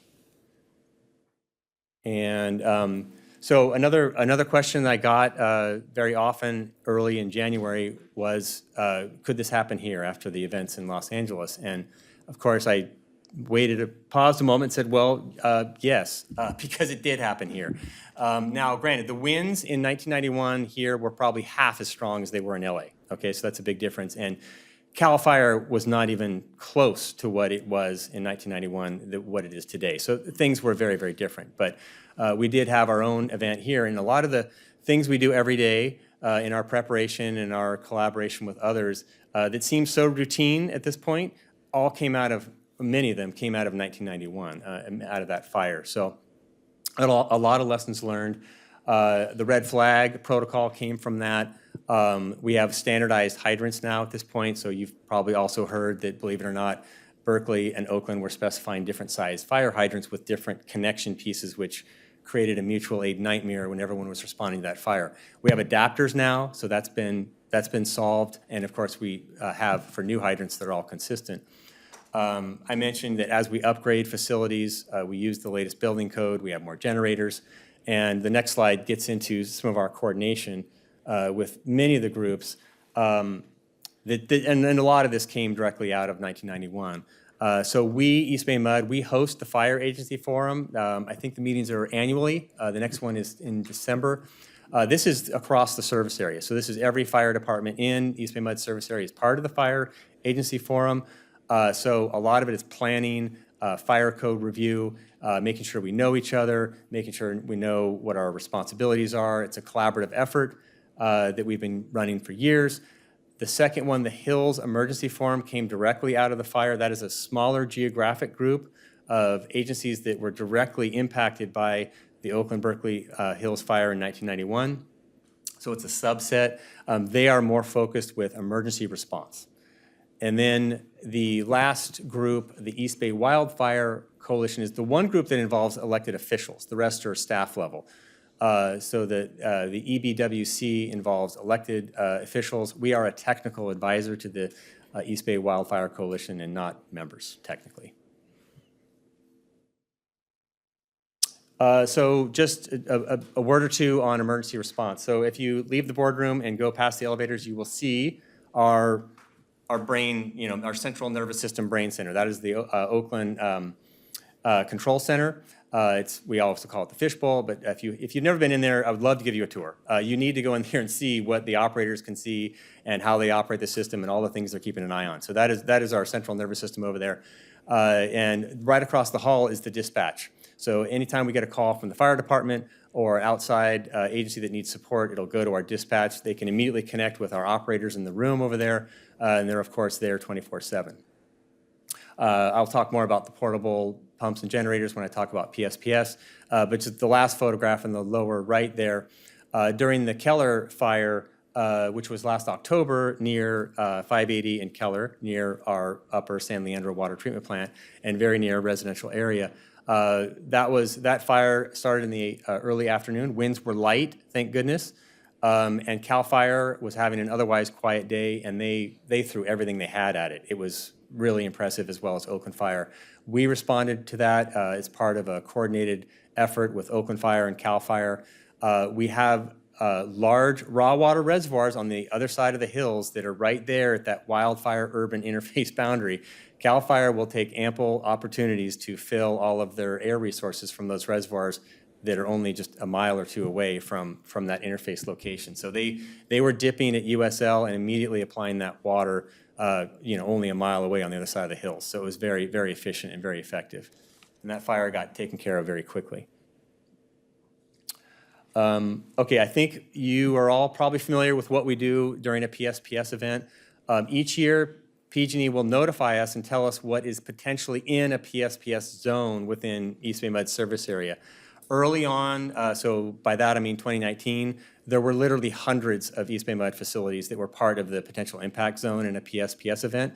It's probably a fraction of that, maybe 25% of that nowadays, because PG&E is more surgical and strategic, and they've done vegetation management, they've upgraded their infrastructure.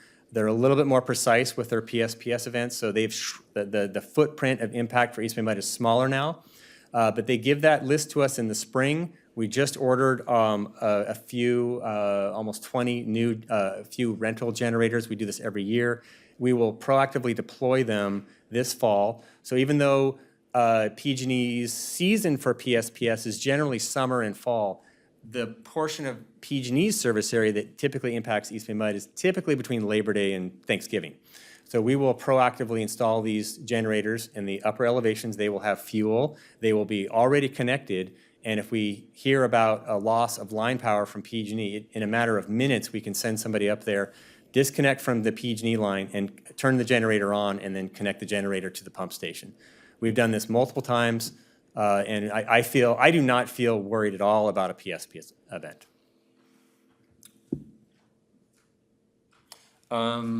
Mutual aid, I think this is pretty self-explanatory. So we're part of all the networks in California. We're tied into Cal OES. And, one thing that is a good advantage for East Bay MUD is that we're in the maintenance construction business every day. We have the trucks, we have the people, we have the tools, we have the resources. We do this every day. So we are more than ready if we need to mobilize to help ourselves or to another entity. We've responded to Napa, we responded to the Camp Fire, and we were communicated our willingness to support Southern California if they needed it. Okay, and so if I'm doing okay on time, getting the nod there. So just a couple minutes on the research that we've been working on.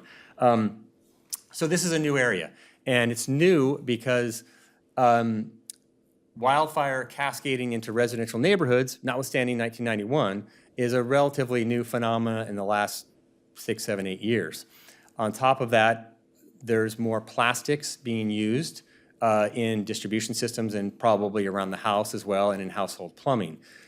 So we did notice, the community, everybody, the public, noticed that after the Tubbs fire in 2017 in Santa Rosa, there were very persistent water contamination problems with that water system. And they were so difficult to flush out, Santa Rosa ended up just replacing the pipes, which is remarkable because they wanted to get people back in their homes. They could not flush this stuff out of their pipes. It was very bad in the Camp Fire as well. Other fires, because there have been many in western United States in the last 8 years, not so bad. So this was fascinating to us, and Susan Teefee led this research effort with an academic at Purdue University, wrote the plan, got some local agencies around here and in LA to support the research. We published it with the Water Research Foundation. That report was done last year and was the predominant playbook that LADWP has used to recover their water system. That research looked at where is this contamination coming from, how do you sample for it, because some of the protocols will change depending on what you're sampling for. So some of the particulars with the sampling protocol need to be aware of that. And also, what do you do about it? How do you mitigate it, and how do you get rid of it if you do have it, this contamination in your system? So that's what the research looked at. And just to maybe get into a little bit more detail about the findings. So as I said, we've had many examples in the western United States, Colorado, Hawaii, up and down California, of wildfires in this urban area. So there have been many cases where we've been able to take water quality data. We exhumed, or the researchers exhumed, pipes in distribution systems that had been in service for a long time, metallic-based, plastic-based pipes, brought them into the laboratory, subjected them to a range of temperatures, and not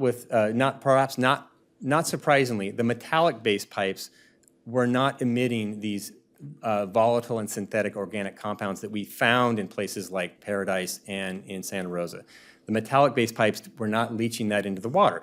The metallic-based pipes are not made of those materials, so that's not surprising. Also not surprising is that the pipes made of plastic that are made of some of these compounds, when they were heated, they did leach some of those compounds into the water. Perhaps more surprising was that it occurred when the pipes were heated, not necessarily burned. And so even if the pipes got warm enough, this chemical process would happen, and some of these VOCs and synthetic organic compounds would leach off of the pipes into the water. What makes it difficult is that when the pipe is plastic and those compounds are present, you can't just flush it out because it adheres to the pipe wall. The only way to get rid of it is to fill the pipe with water, wait for the materials to leach into the water, and then flush that, and then repeat over and over and over again. So that's why it took weeks in Santa Rosa. It took months in Paradise. And that's what happens when you have plastic pipes exposed to this kind of contamination. Another source is if the water system depressurizes, which will happen in an earthquake or in a devastating wildfire. You know that when a residential neighborhood is destroyed, the plumbing goes with it. Our water system is essentially open-ended. There's no plumbing there at all to cap the water. So our water in the lower elevations will probably freely flow out of the system. At the upper elevations, a vacuum will be drawn, a backflow event. And that will draw in contaminated water, contaminated air, sediment, what have you. That is another vector for getting contamination into a system. So even if you have a metal pipe, if you get that in there, you're going to have to flush it. But because that material doesn't adhere as stubbornly to a metallic pipe, it's easy to flush out. This is what happened in LA recently. Their pipes, predominantly metallic, wasn't that hard to flush. And that's why you haven't heard any stories about just weeks and weeks and months of having water quality problems down there. Other communities that had the plastic pipe had a much more vexing time doing this. So a lot of this is documented in this research document that Susan helped lead. So I think this is one of the last slides I have. I did want to focus on the public notification side and what happened in Southern California. This is, so of course the bulk of the workforce is going to be out there fixing things after a disaster. But I can't overstate how much effort is going to be needed on the public notification side. So Kelly's group and you all, I mean, this is going to be a big deal. I think after an event like this, the public is only going to want to know two things from East Bay Mud. They're going to want to know, is my water okay? And if it's not okay, when is it going to be okay? That's it. That's all they're going to want to know from us. So it's a big effort. Please just be mindful that a lot of these notifications to the public are regulated by the state through the Division of Drinking Water. They determine what type of restriction may be in place. They will be very conservative. In the early days of an emergency, everybody's going to be dealing with life safety issues, putting out the fire, evacuating, trying to find loved ones, et cetera. We may not have any data at all. If there is no data, or very little data, the regulatory agency, the state, will just proactively and conservatively proclaim a boil water notice or a do not drink or a do not use onto a community. And then as the days go by, the water utility will produce the data, will do the flushing, and prove the system is okay. And piece by piece, neighborhood by neighborhood, we will rescind those orders. There was some extra wrinkles of complexity in Southern California because Altadena and the Palisades were very far apart, and it's a very large geographic area. They didn't have the same local team from the state, and so early on in those first few days, they were getting inconsistent advice and recommendations, I think. No one's fault. It got synchronized a few days later, but early on, so you did see some differences in the restrictions in the Palisades versus Altadena, and we think a lot of that was just because there were people reacting in the early days and there wasn't a lot of coordination at the state yet. After a couple months, that water quality has now been deemed safe, so I think all the water systems there have recovered. Just a couple lessons learned from this that I wanted to mention. One is that we know, and no water district is good at this, and I know we know this, but reaching renters is hard, okay? We have contact information for the people that pay their bills. But a lot of renters in Southern California didn't know where their water came from. They didn't know if it was safe or not. They didn't pay the bills, so they didn't necessarily know. That created more confusion. So I think that tightening up that and better communication to renters would help. And then avoiding jargon. So we are, I'm a technical person. I work with a lot of technical people.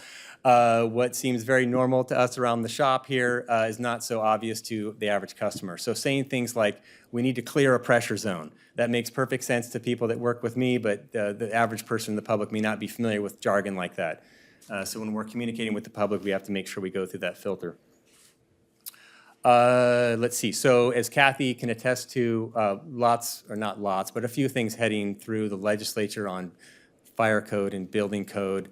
We've already seen AB 541 from a few years ago about enhanced testing after a wildfire. So things are changing, and I don't think, I think more change is coming on the legislative side and the regulatory side. Okay, so just a brief, and this is, I think, in the memo as well, so you can see this in greater detail. But we've been talking to a lot of people, and many of you have been involved in these conversations. We've got more coming. I think we're going to see State Senator Grayson's office this week, Friday. And then in early June, I think we're going to be in Director Gomez's neighborhood with a couple things lined up. So we've been talking to all sorts of people listed here in the last few months. And then I'll just round out here. As I said, it's late May, so we're in the thick of it right now, and we know that, so we're in red flag season. We'll consistently and communicate with parties over the summer. I'm sure there'll be more questions as we get through the summer and as we get into the summer. And as I alluded to, I'd be surprised if more changes aren't coming on the regulatory side and the legislative side. So we're monitoring that. Okay, thank you. If there's any questions, happy to answer them.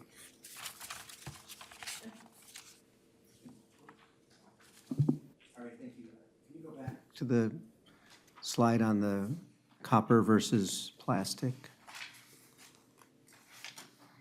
So do we have an estimate on what the ratio is of our pipes that could be impacted, metallic versus non-metallic? Clifford might know better than me off the top of his head, but the percentage of plastic that we have in our distribution system, probably less than 5%. There's a very small percentage, and I think maybe your question is even wants to be more specific, how much of that is in the hills? Well, that was the next question. More fire-prone areas. Yeah. So we can get you that specific number, but it's a small fraction. The other thing, too, is our standard material today is ductile iron, not plastic pipe. We are proposing to do additional research, whether it's ductile iron or plastic pipe.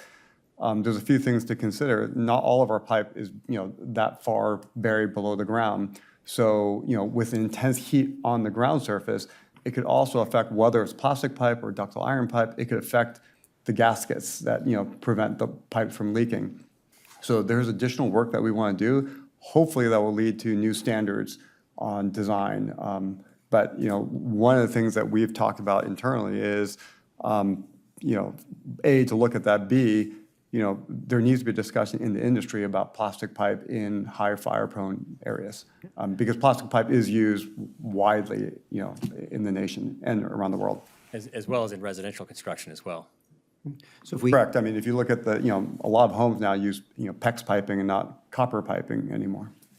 so if we did have a contamination issue up in the hills, would that filter down into the flats? No, not likely, just based on how our distribution system works, unlikely that it would reach lower elevations.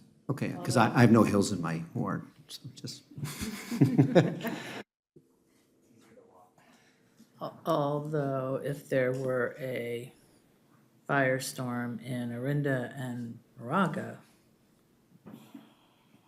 then we could have inflow into our local. I guess that was kind of my question. Oh, like a raw water being impacted? Yeah. We have, that's a whole other conversation. 10% of our water is local, so. Yes. That means it comes from. Yeah. The filter plants will remove some compounds, but yeah, that's something that we're always aware of, is what comes into the watersheds locally and what our filter plants can remove.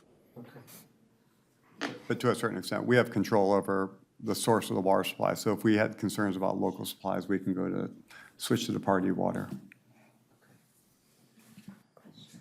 Director Gomez? So regarding the maintenance of water hydrants, you mentioned that we're going up to trying to maintain 10% per year. That's awesome. But I'm curious if we're also prioritizing the ones that are located in high wildfire hazard zones as we go along. That can be done. We generally don't right now. We have 4 service yards at EBMUD, east, north, central, and south, and they each have assignments and routes that they do. But we have not prioritized hills per se. Again, they're very reliable, so it's not like they're failing and we haven't gotten to it yet. But Dave, maybe you could talk, we have prioritized inspecting accessibility in those areas. Yeah, that's our accessibility program is exclusively focused on the hills, just because that's where we're going to see more landslide typically and thicker vegetation. Well, Something to think about, I guess. Yeah. I mean, the other thing is that hydrants are intended to fight house fires. House fires happen for lots of different reasons that have nothing to do with climate change or wildfires or anything like that. So prioritizing hill fires versus, vandalism of water hydrants in other areas or things like that that would prevent somebody's house from being protected due to, an electrical fire or something like that is equally as important in what the hydrants are intended for, since they're not intended for fighting wildfires. Yeah, and I can't tell you how many times we have messaged that to outside stakeholders. Yeah, that's a good message to send. Also, interesting to learn about our control center and wondering if we have a backup to our control center if this one goes down. And I believe it's Walnut Creek. Yes. And we can also control much from each filter plant as well. And then it occurs to me that would there be a risk of fire retardant being applied from the air reaching our reservoirs? And are we working on that with people? Yeah, we have. So it has been applied inside the McElmy watershed by CAL FIRE. It's tough to get the exact constituents of that product because it's proprietary. We haven't seen any impact in our water quality in Pardee from what's happened from occasional usage of that product in the upper McElmy watershed. I think CAL FIRE, who predominantly use it, are very mindful that they don't just indiscriminately spray it on tops of reservoirs and open filter galleries in a water treatment plant. We have seen, just in the Keller fire, there was a nice pink stripe right across, right near our covered reservoir, so it didn't create any problems at all. But the short answer to your question is, and it's been applied, when I worked in San Francisco, there was a bad fire and it was very close to Hetch Hetchy. So this is a common question I get, but the short answer is that we don't detect anything once the raw water gets to the filter plant. And then lastly, red flag warnings tend to be issued by NOAA, but I'm National learning Weather that Service. also from PG&E or something like this. But anyway, with all the federal cuts to staff, to employees, I was curious about whether our own NOAA staff were fully staffed or not in Monterey, and it turns out that they are fully staffed, thank God. But it's a good thing to be checking on a regular basis. So anyway, thank you, Dave. Really appreciate it. Director Chan. Okay, thank you so much for the presentation, very interesting. I think we're probably crunched for time, so I will speak quickly. So going back to the fire hydrant issue, so it says here that the routine maintenance is 5% annually, increasing to 10%. And I was just wondering, do we have a geographic focus? You know, Director Gomez asked about the hills, but I was just wondering, parts of Alameda County, do you focus on that more? Some of the places that might have older fire hydrants? We have not so far. Okay. But I just caveat to that is that we do have 4 geographic areas in the overall service area, and each service yard has a route or a group of hydrants that they're responsible for. So there is some compartmentalization there. So one of the other things that I do is I'm on the Alameda County Fire Commission, and I just think it would be interesting to know which 5%, going to 10% hydrants are we focused on. The thing is, and the reason I'm asking this is that as someone who lives in the Hills community, I mean, there's only like 10,000 people in my Hills community, we have a very small fire protection district. I think it would be very clean if I could say, hey, we only focus on this number of fire hydrants in our community, and maybe you want to work with the fire department, your fire department, to check the other fire hydrants if that's something that's done.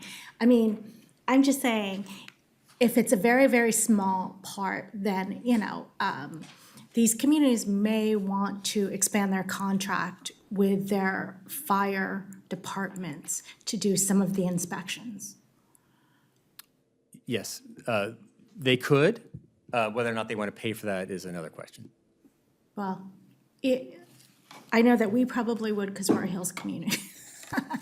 So anyway, also I thought it was very interesting that you were talking about USL, getting water from USL to fight the fire in Oakland, because it had always been my impression that you use Lake Chabot for those purposes. So I was just wondering about that. When do you use USL versus Lake Chabot? Well, we wouldn't. It'd be CAL FIRE using that raw water for their air resources. And it would be far easier to fly a plane and grab water from USL based on its profile than Chabot. But helicopters, if they were using helicopters, they're gonna grab it out of your swimming pool if they have to. And Okay, so so it's just Chabot would be totally on the table if they wanted to use it. Right, but just depending on where the fire is. Yeah, and what kind of aircraft they have. Okay, got it. Okay, those were my questions. That was fast, right? Then, Andy? I have a couple comments. I would echo the importance of having our inspection program. Clearly, we recognize it because we're on the path towards increasing our inspections from about 5% to 10. I support this, and I think in the near term, it's particularly important to make sure that we're prioritizing areas that CAL FIRE and our local jurisdictions are identifying as being in very high severity fire zones.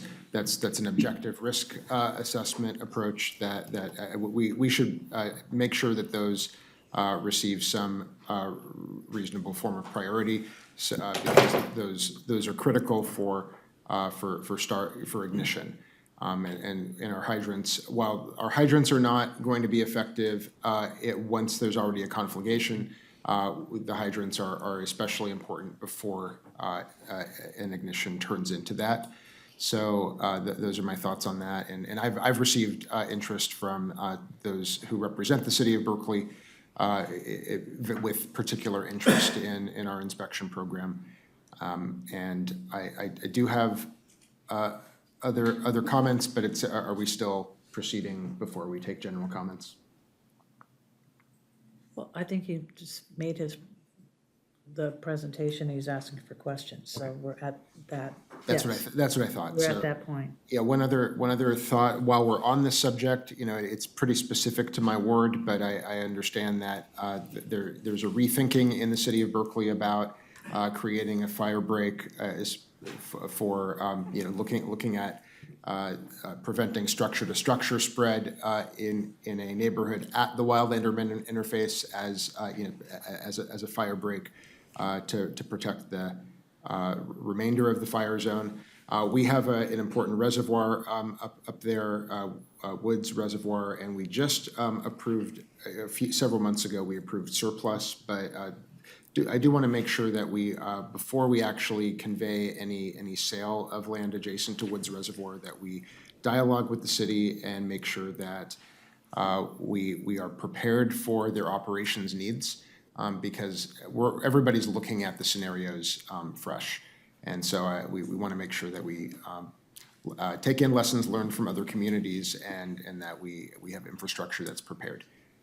So I'm sharing that observation that I included in my ward event presentation, and noting that for the rest of the board. Thank you. Joey, and I'd like to be in the queue. Go ahead. Thank you very much for the presentation. I apologize.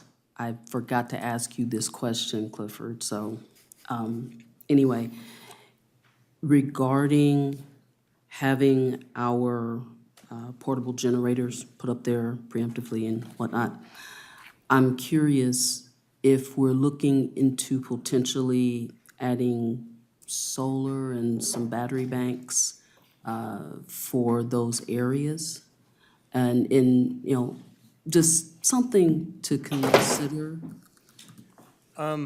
Just a couple thoughts on that. Our reservoirs have battery power typically on site, so even though the Keller fire completely swept through one of our reservoirs, we didn't lose communication with that reservoir because we had on-site battery power, even though we lost line power from PG&E. Pump stations are a different story. The electrical load on a pump station is orders of magnitude larger than a reservoir. The amount of acreage you would need for solar panels to power that pump station, or even batteries, would be prohibitive, I think. So we've gotten that idea before about using renewable energy sources instead of diesel generators at some of our pump stations, and it's just not practical right now. Luckily, they don't run that often. I don't know if did that address your question? It addresses my question. I'm just thinking that must be some really big generators we've got up there.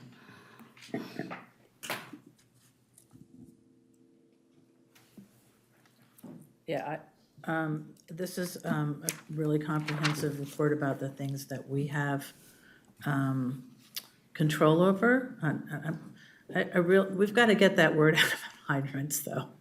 Is that they really aren't meant for fighting wildfires, or not even meant for fighting wildfires at the early stages. They're just, it's kind of the definition. But we also have done, I don't think you shared it, the brochure with. The landscaping? Yeah. Zone Zero stuff? Yeah, It's called Firescape.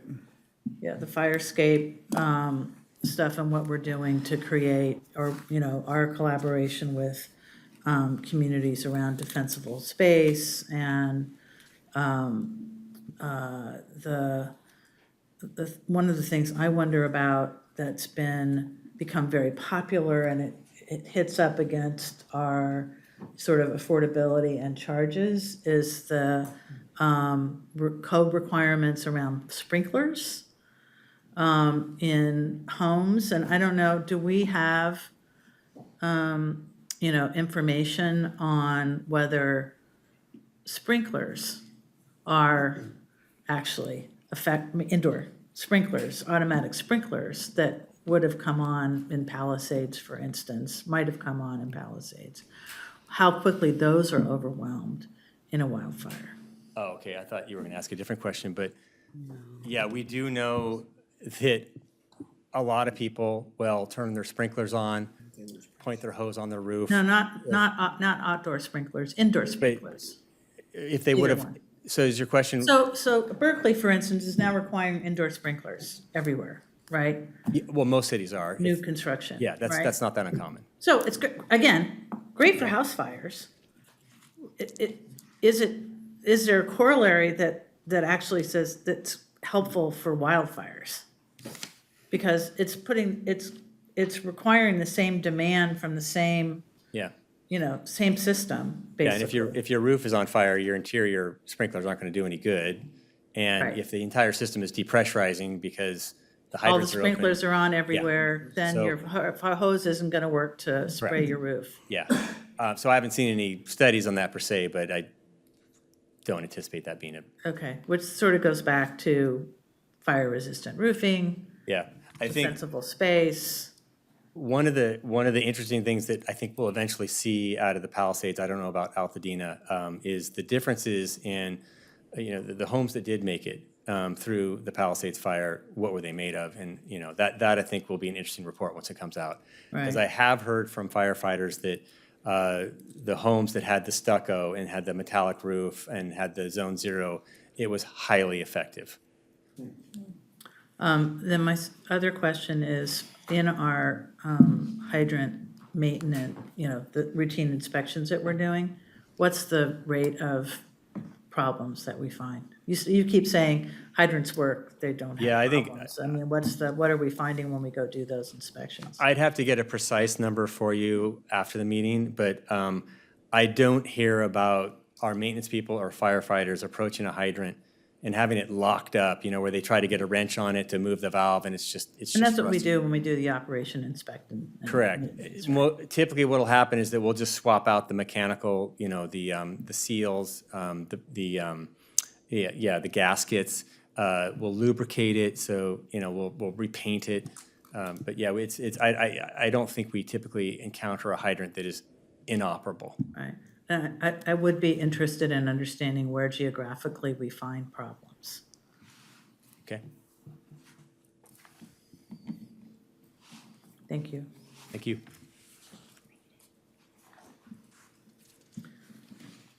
Okay. Okay. So last item in your packet is a memo with background on the district's art committee and the exhibits that were sponsored by the district in the last 2 years. The art is enjoyed by not only employees, but the public. Staff does assist the artists and posts information about the exhibits on social media and Splashes, which is our internal newsletter. The chair of the art committee met with the board president and will be meeting with staff, including me, to discuss how the district can enhance promotion and visibility of these exhibits. In the memo are several suggestions that we will explore. This includes permanent signage outside the building highlighting the art gallery on the second floor, additional stories on social media, sharing information about new exhibits with the board when a new exhibit is in place, and expanding outreach to local art communities. I'll provide additional updates to the board after we meet with the art committee chair, that is staff, to discuss these and other potential enhancements to the program.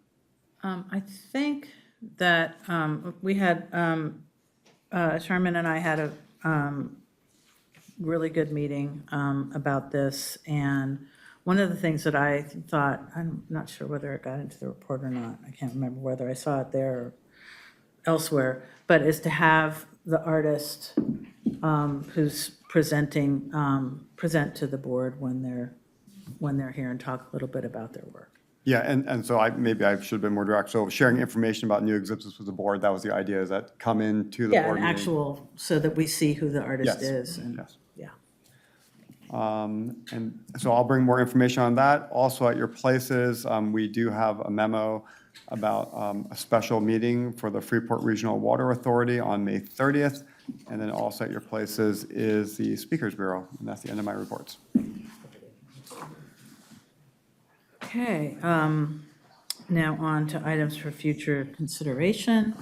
If board members have items that they would like to have presented, looks like Director Gomez has her hand up. Yes, I would love for us to consider, or I would like to recommend that we as a board get a crisis communication training in light of what we just heard from Dave about the importance of like what role we would play in the event of a big event, whether it's an earthquake or a fire. And there are some very specific things that I think would be really helpful for board members to get. I like that. Yes. If folks have other things that they want considered, please share them with myself and the general manager. We are now on to director comments. Thank you. If you've already submitted your written comments or reports to the secretary, are there any verbal director comments or reports?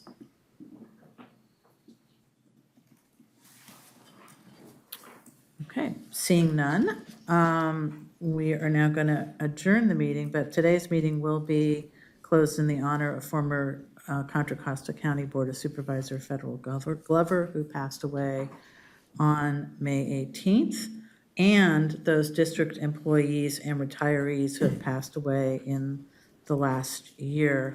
We're going to do the slides before. Yeah, okay, that's what I thought. I couldn't tell from the order here. So we'll have Director Smith and Director Gomez, who both have had a relationship with Federal, to say a few words, and then we will tile the slides in a moment of silence for both. Okay. This is not a time for public comment. Thank you. Yeah, go ahead. Okay, thank you. We have some words prepared, but just from the heart, I have served on the Women's Commission, or now the Commission for Women and Girls for the County of Contra Costa for probably about 17 years. And Federal has, well, the Honorable Federal Glover was very supportive of that commission, and and was very generous with supporting our events. On the flip side, we also would run into each other when it came down to some labor matters in the vast of Contra Costa.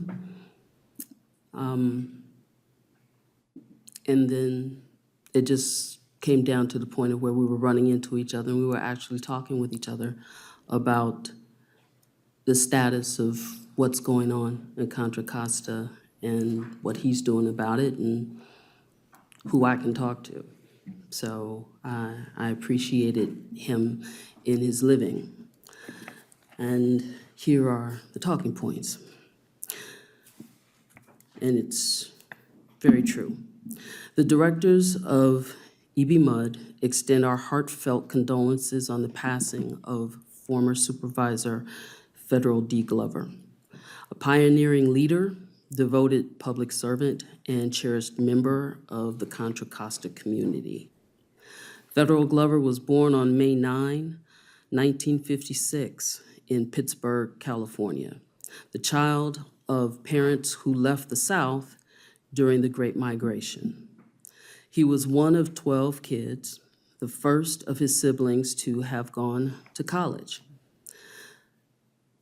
Honorable Glover served as a Pittsburgh City Council member from 1996 to 1998, and as mayor from 1998 to 1999. In 2000, he made history as the first African-American elected to the Contra Costa County Board of Supervisors, where he served until his retirement in 2024. Federal's leadership and tireless commitment was focused on improving the lives of residents and building the economic vibrancy of the community he served.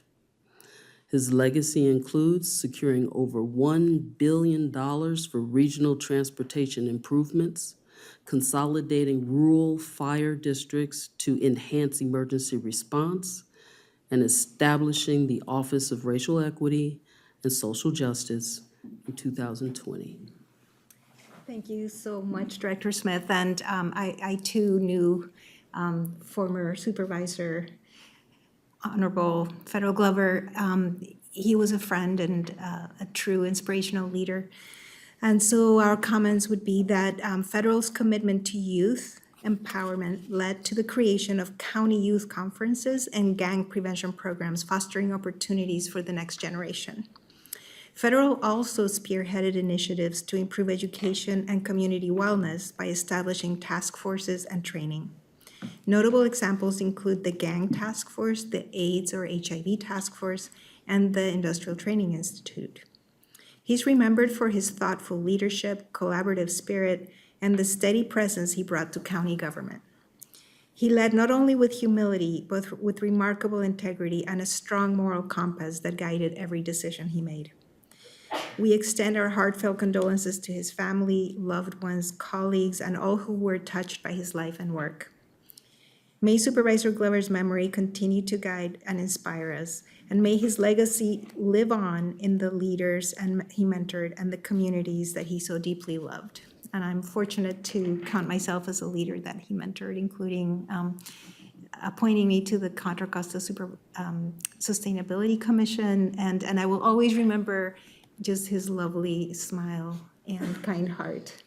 So he will be remembered. Thank you. He's a great man. So we will now roll the slides for those in memory of district employees and retirees who passed away in this past year.